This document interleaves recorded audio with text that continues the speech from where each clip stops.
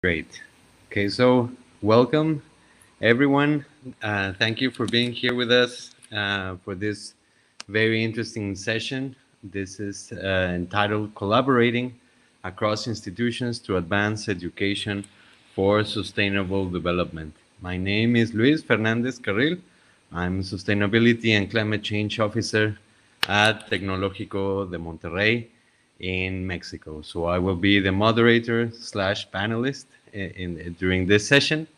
And here with me, we have Amy Henry joining us. She's Executive Director of International Education at Georgia Institute of Technology.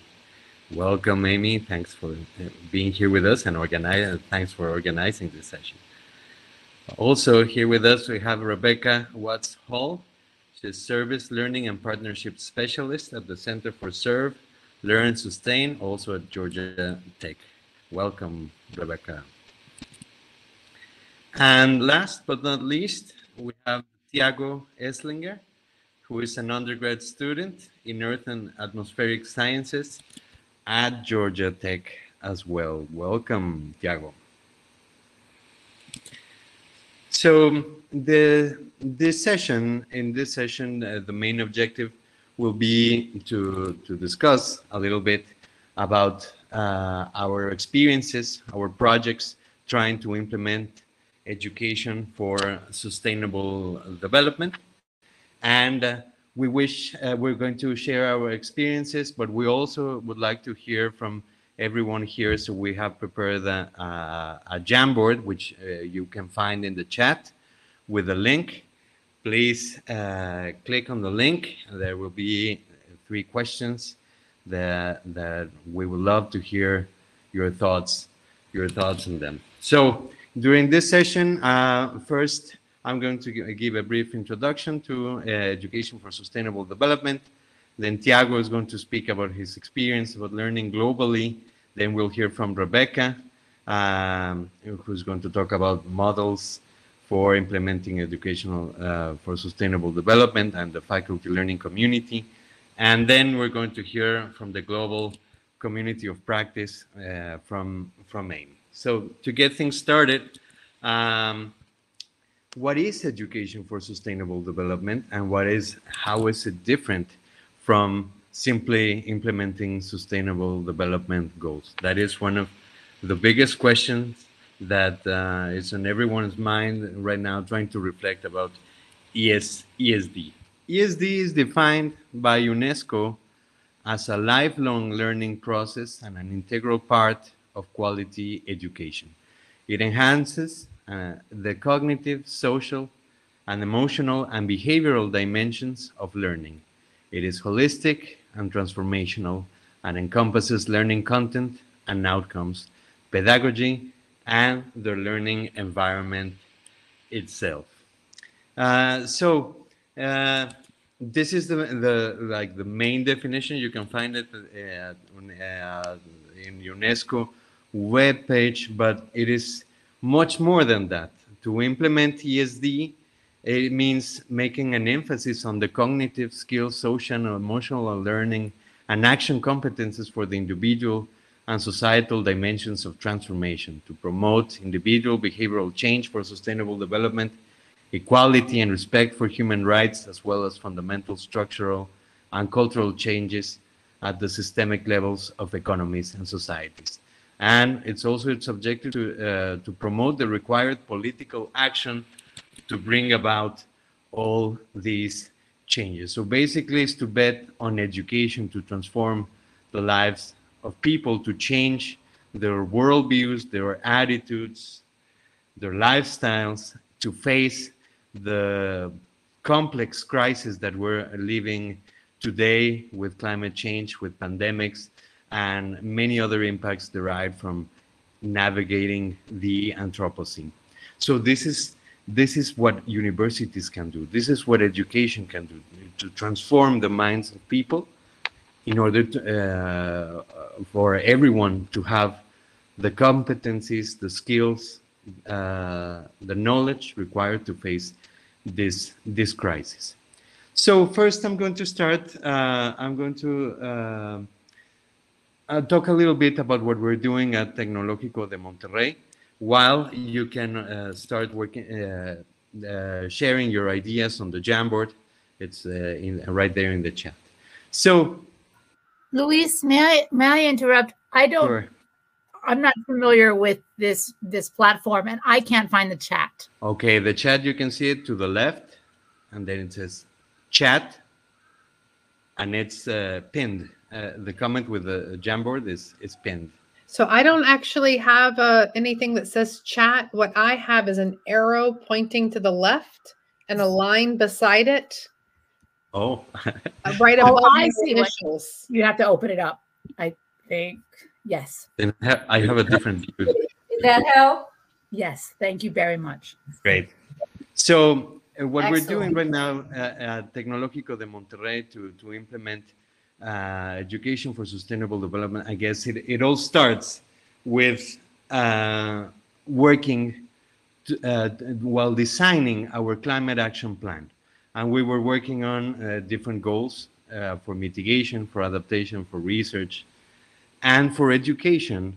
We were trying to figure out how to implement in the curriculum, given that set of goals that we had already committed to. So in December 2019, we signed the SDG Accord, and there it says we committed to implement climate change and sustainability in the curriculum. So how to do this, and particularly when speaking with the different schools at my university, some schools, for example, the School of Engineering and Science, of course, they said, well, we already have integrated climate change and sustainability in this school, so we don't need it. We don't need to have anything else. So that made us see that it is far more complex than simply implementing a concept to try to include it in different classes, particularly climate change. To face this crisis, we need to look at it in a more systemic, holistic way, and that is how we got to education for sustainable development. And now it is the main objective for the axis of education in our climate action plan.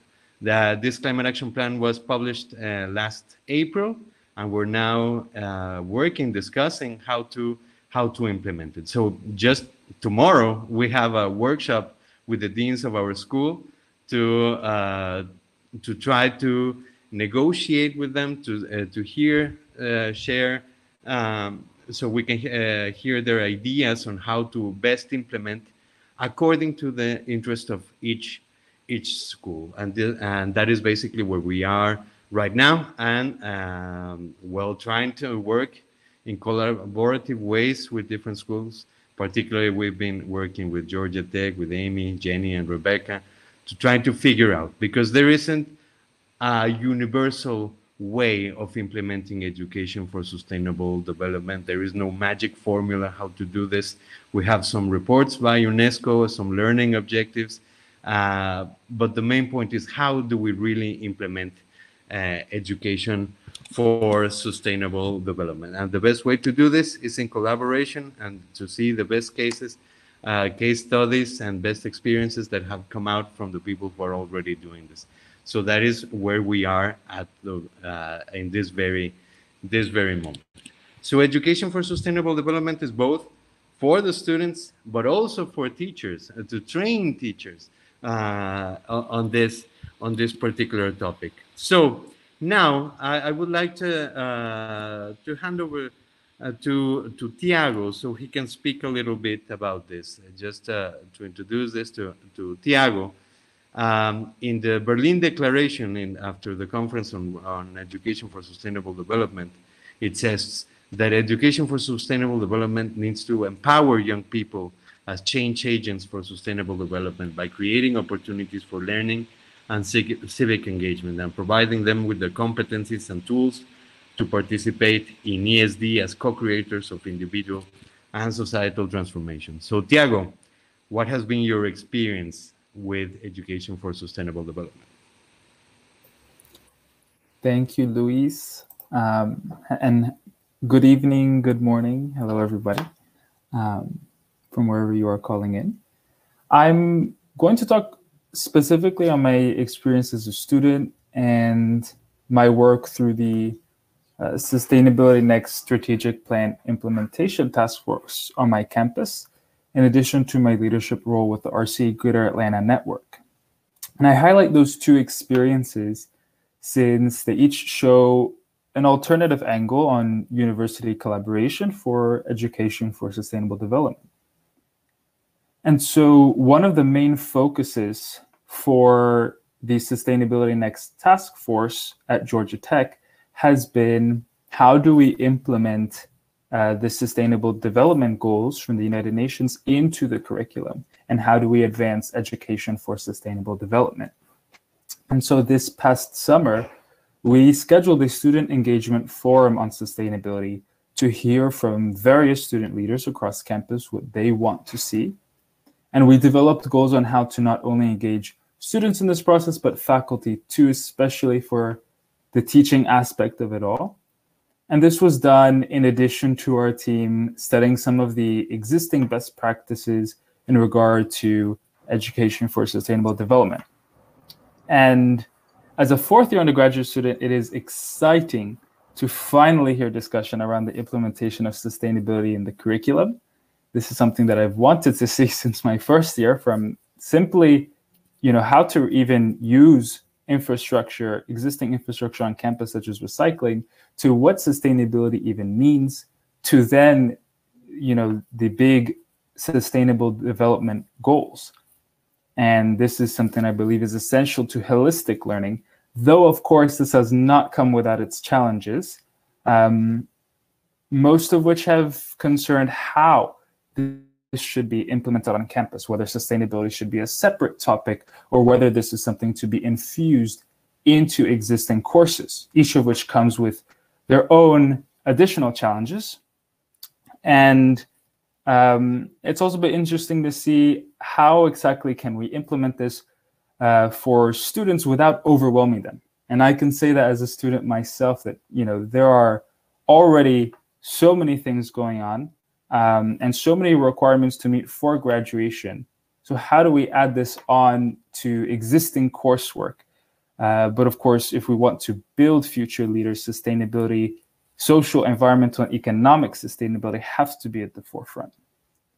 And so when considering RCE Greater Atlanta, a diverse network of sustainability professionals, students, and just interested people, this is a group that leads by collaboration among universities and even just among interested individuals and groups. And so last April, I had the pleasure of working with a few students from Coastal Carolina University in planning for and hosting a youth panel on how COVID-19 has impacted the lives of students. And we focused on mental health, finances, and sustainable development work. And the common theme and takeaway from the event was just how refreshing it was to hear the stories of multiple individuals who have gone through this pandemic feeling alone, even though they were never actually alone in this sentiment, and maybe not even at all. And I bring attention to this event in particular because this is just one of the many examples of what cross-institutional collaboration looks like and what it can achieve. So I want to address how important it is to include sustainability in our education, and that inclusion or that implementation of sustainability is done in collaboration with other folks. The question driving us today is, how does multi-institutional collaboration add value to student learning for sustainable development? And I almost want to ask how it does not add value, because the plethora of responses that come to mind are quite overwhelming. Yet one phrase I would answer is that it provides an exchange of ideas. And collaboration at any level, even with students within the same university, is essential to the creation and execution of unique solutions. There have been countless instances in student organization meetings that I've been a part of where silence quickly becomes one person proposing an idea, to 3 additional people proposing an idea, to an entire room of active brainstorming and engagement. This is just the same as what I have seen with the Sustainability Next and RCE Greater Atlanta. And like every individual has their strengths and something to contribute, each university does too. And when considering the value it adds to student learning, it opens their minds and expands their view beyond a single classroom. I know it has for me, which, if we are aiming for sustainable education, is quite an impressive and necessary thing to do. And I'm going to go ahead and pass it on to Rebecca to hear her thoughts on this as well. Thanks so much, Tiago. I really appreciate you sharing your insights and all of the great work that you've done as a super busy student, contributing to Georgia Tech's sustainability strategic work.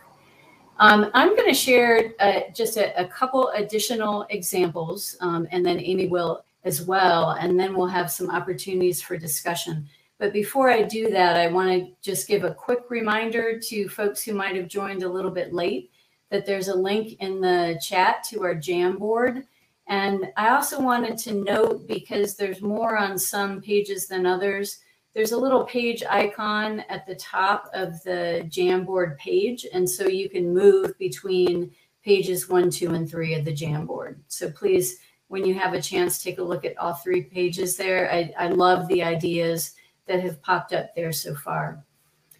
So the two examples that I'm going to share that I've co-led over the past 6 months, both were developed, at least in part, through the RCE Greater Atlanta, which Tiago has referred to as well. And for those of you who might not be familiar with RCEs, they are regional centers of expertise on education for sustainable development. There are about 175 globally, and the Greater Atlanta RCE has been around for about 4 years now. And we've structured it into action groups, and there's an action group called the Higher Education Learning Community. And that HELC is the group in which I've been collaborating with folks both at Georgia Tech and at other institutions in the Metro Atlanta area on supporting faculty to incorporate the SDGs into their teaching. So the first example I want to share was a workshop that we led virtually last February on curriculum design with the SDGs, called Going Global. And about half of the participants in that workshop were from institutions in Metro Atlanta, and about half were recruited through the UGC. So if any of you were in that workshop, please let us know in the chat. I'd love to have the opportunity to reconnect. At that workshop, we had a really ambitious goal for 90 minutes. We had some participants were incorporating the SDGs into their teaching at the unit level. Some were incorporating them across whole courses, and some were doing programmatic work, so across entire degree programs, or in some cases across an entire college. And so we gave a little bit of background through some presentations from colleagues at Spelman College and Georgia State and Georgia Tech in Atlanta, and then gave a little bit of a primer on crafting student learning objectives, and then tossed folks into breakout rooms based on where their area of interest was. And the feedback was overwhelmingly positive, but the feedback also said, wow, this has really only barely scratched the surface. So, you know, what do I do next? These resources that you've shared with us, they're great, but, you know, I'm really not quite sure what to do next. So we put our heads together about that and tried to figure out what a logical next step would be, and decided to create a cross-institutional faculty learning community, because the institutions that we all represent, and it was largely Georgia Tech, Georgia State, and Kennesaw State that planned that workshop. Our faculty are very, very familiar with faculty learning communities, kind of digging into a particular topic for a semester, being able to share ideas with other faculty members. But to my knowledge, I don't think we'd ever at Georgia Tech led an FLC that was across institutions.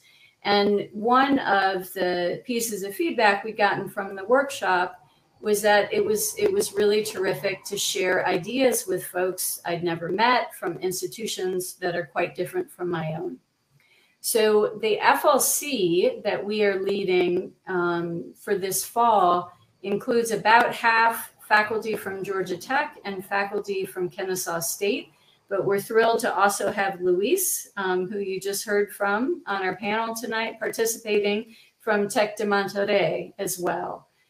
So we have 14 faculty members and 3 of us co-facilitating this learning community. We predetermined the topics for 4 of our sessions, which were really set up to provide a basic introduction to ESD, and then discuss with participants how ESD and its characteristics and principles shape how we go about making decisions about integrating SDGs into our teaching. And then share some common course design frameworks that can support the actual work of how to do that. Well, how do I get started? And am I integrating an SDG into a unit, into a project, into an assignment? Does this have something to do with my course SLOs, student learning objectives? Digging into all of that. Then we had 2 open sessions that we worked with participants to figure out what we would tackle in those open sessions. And I think what they chose is really might give you some insights into what faculty here in Metro Atlanta are wrestling with as they're thinking about teaching with the SDGs.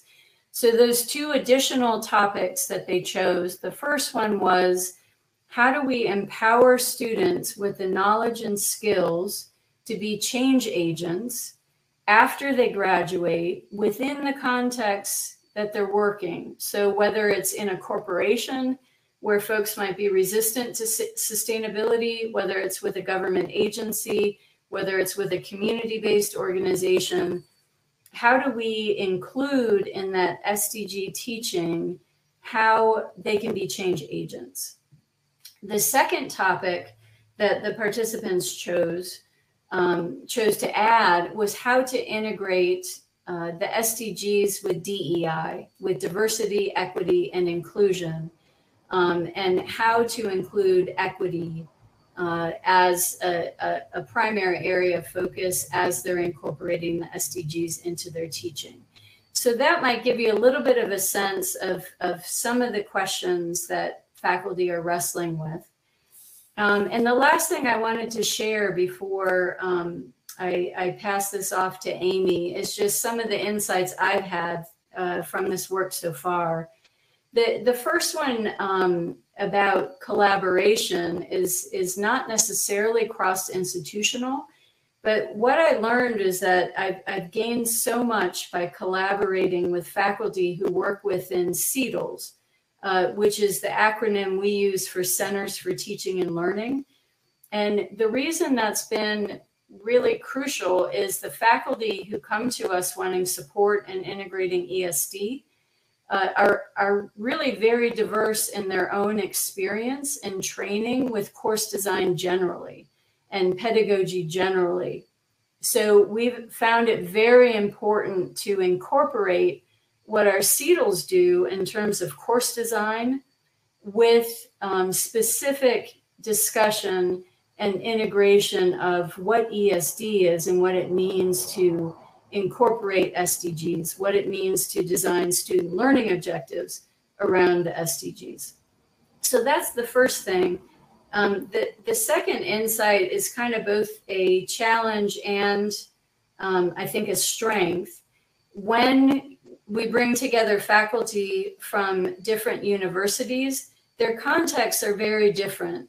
And so some of the challenges that they face, for example, at Kennesaw State, more faculty are teaching in a situation where they're not allowed to change the course learning objectives. At Georgia Tech, it's a mix. It depends on what program you're teaching in and what course you're teaching, whether that's true or not. So it's really important that we understand the teaching context of all the faculty in the learning community, and that can require a little bit more work when you're working across institutions. At the same time, as my colleagues have pointed out, it's also a strength because faculty are learning from each other.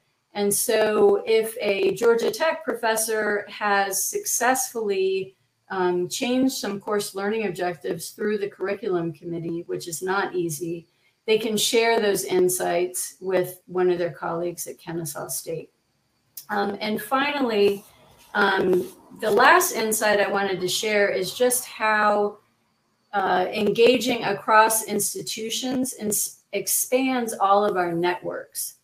That's absolutely been true through these projects that we've facilitated through the RCE Greater Atlanta.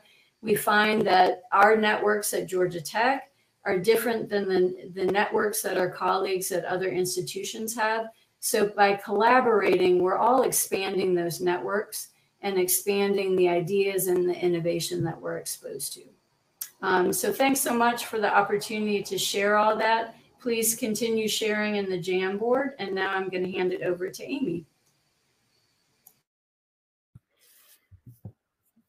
Hi, everyone. Thanks for sticking with us. It is late for, well, not for all of you. Some of you, I saw something about Seattle on the Jamboard, so it's not quite so late. But anyway, nonetheless, thanks for staying with us. I wanted to just talk a little bit about the global community of practice that was referenced in the description. We actually, at the initiation of the president of Georgia Tech and the president of McGill University, gathered a group of 6 universities for a pilot community of practice focused on the youth and action towards the UN SDGs. And we convened for the first time last November. So not very long ago. And we had such amazing experiences meeting new colleagues like Luis. This is how we came to know him. And he wasn't even the first one from Tech de Monterrey. You know, first we had 2 of his colleagues who we also still maintain contact with and work with on different things. And later on, Luis became involved. And so through the 6 institutions, there were 3 in North America, 1 in Africa, and 2 in Europe. We tried to have an institution from Asia, but we did not succeed for the pilot. We met regularly, and one of the things that we found regularly was it was a little intense. It might have been once a week for the first month, but then we went to once a month. That was more sustainable, speaking of sustainability. We found that by meeting with each other regularly, there were projects and ideas and things we found easily to work on together. And we ran some webinars. Each institution contributed a webinar that was available to everyone. We had some co-events that we hosted as a global COP. But I think one of the most important thing that I want to say, and then leave a couple of minutes to have some discussion, is that the students, so one of the features was that Georgia Tech, we taught a class in the spring semester, and we used that class as an opportunity to bring in students from other institutions in the COP to connect with each other and to find things they could work on together and ways they could contribute to helping each other. And students were so floored by the opportunity. I mean, we had one student and she was like a 3rd year. So I'm not sure if it's a compliment or if we should be worried, but she said it was like the best experience of her college career. Not the class itself, but being able to interact with students from these other institutions. But it really drove home for us all that, you know, we assume that because there's social media and all these easy ways to communicate, that our students are connecting with each other, but they're not. It's not that easy. Or they might be connecting over, I don't know, their favorite music or something else. But if we want them to connect about something substantive, like advancing the Sustainable Development Goals, and about all the education around sustainable development, then we need to support them in providing opportunities for them to link to each other and to work with each other. That just waiting for it to happen magically, not as much will happen as we can support them as universities in making those connections and finding ways to be productive together. So they had some of the kinds of experiences you might think of in a collaborative online learning class where they can get to know each other. But this was much more project-based and not connected to a class for any of them except a handful who were taking the class at Georgia Tech. And there's so much learning they can get from each other that way, and can really help advance the work we're doing in education for sustainable development. So I think really enough said with that, and there's few enough of us, right, that we can just talk.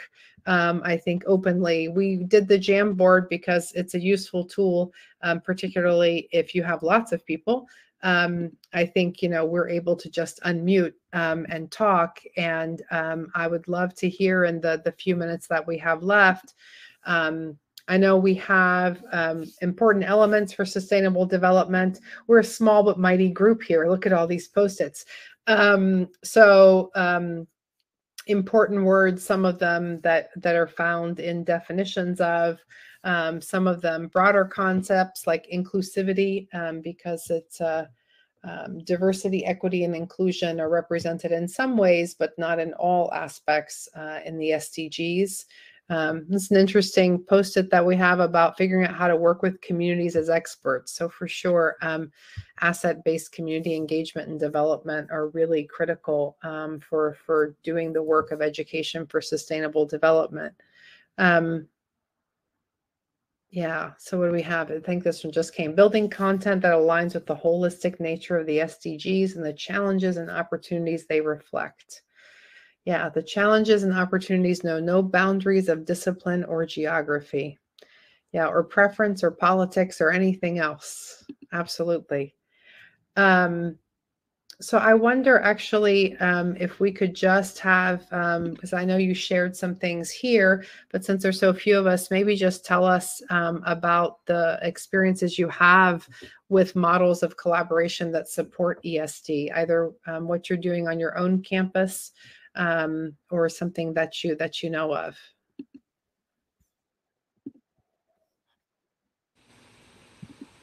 Hillary, you came in first, so I'll make you go first. How's that? Okay, way to go. That was proactive. So, hi everybody. I really liked this conversation. It was interesting. I'm based at IUPUI, part of the Indiana University system, and we've been on the IUPUI campus taking our commitment to the Sustainable Development Goals pretty seriously and trying to make it an anchor, primarily starting with it as an anchor for our internationalization efforts. I'm the senior international officer at IUPUI, but it's gotten really quickly very much bigger than that, and it's really spread to being an all-campus initiative where we are now working, across all units, trying to translate. Right now, what we're really doing is kind of translating all the work that we're doing at IUPUI into the lexicon of the SDGs. We did some surveys when we first started a couple years ago, where we realized that half this faculty or so were saying that they didn't know what the SDGs were, and that's not surprising.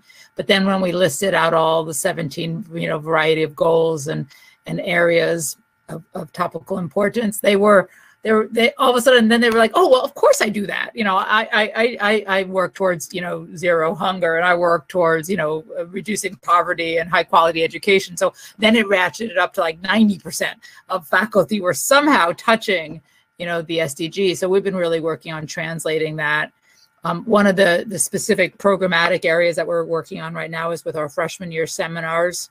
All students at IUPUI are required to take freshman year seminars, and we're trying to get the SDGs into those seminars. So, and into Bridge, which is like the first semester academic prep week that is also going to be required, working with them as well. And so the students, once they come to IUPUI, is immediately getting introduced to this work of around sustainable development. Also just trying to get faculty involved. It's just catching on. We did pretty well in the Times Higher Ed impact rankings last year, so that helps. We kind of did it backwards. We were just building the foundation, and then we got ranked well. So then that got a lot of attention of the administration.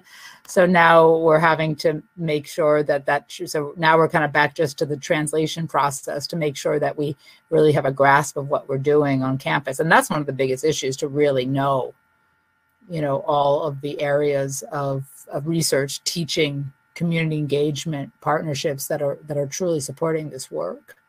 So that would be a question I'd have is what's the inventory look like? What's the database? How do you really get a grasp of the landscape at these institutions where there's so much, happening in this area? Luis, I think that's a question for you, because you have a big effort in this area. Well, just I think we're still trying to figure it out. I mean, we just have it in. We mentioned as education for sustainable development in our climate action plan, but right now trying to figure out how to implement it, and according to the different interests of the schools, because each school, the School of Engineering, the School of Humanities, each has its own rules, its own dynamics. So some are very open, and some believe they don't need to implement anything. So that is something really, really interesting. But I want to say a very specific example about this. The School of Humanities at the leadership level is completely engaged with education for sustainable development. They even now have implemented it as a strategic initiative at the leadership level. But the faculty, when you speak to the faculty about the SDGs, they reject it a lot of the time. They say, like, that's a neoliberal framework, we don't need to use that. Why should I be talking about this? Or that's not even related to the humanities. So it is a very interesting example how at the leadership level, the humanities school became the very first school to come out and say, yes, we're going to implement this. But the faculty is the one who is resisting the most to actually be trained or to implement it in their courses. So that is something really interesting that it's been happening as we're trying to implement it throughout the different schools. And I can speak a little more, but our time is running out. I don't know if you have any other from our participants, if you have any other thoughts to share in this 1 minute that we have left.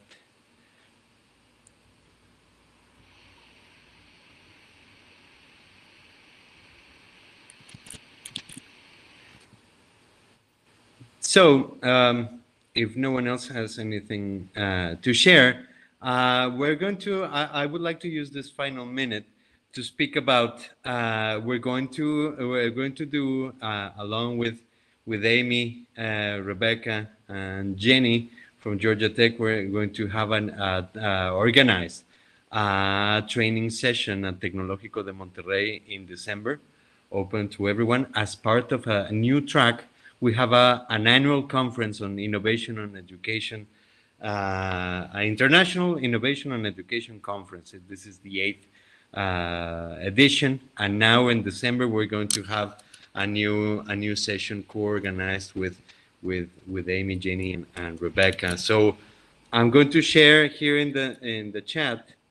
You can see the link, and the point is that together try to work to train faculty, to share the different experiences that we've been having with trying to implement education for sustainable development.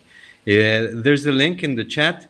You can also find the English version in there. So stay tuned for December. It's December 16. We're going to do this this session. So I would like to thank our panelists and everyone who decided to join this session. I hope you find it useful. There is so much to say in so little time, so a lot to reflect about how to implement education for sustainable development. So thank you all for being here.